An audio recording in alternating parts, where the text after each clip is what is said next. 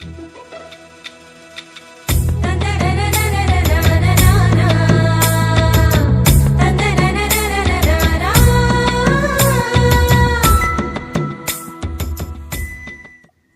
ஜீவமன்னா.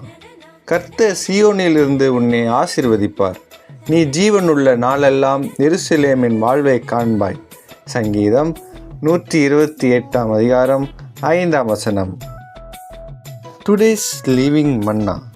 The Lord bless you out of Zion, and may you see the good of Jerusalem all the days of your life. Psalms chapter 128 verse 5. God bless you.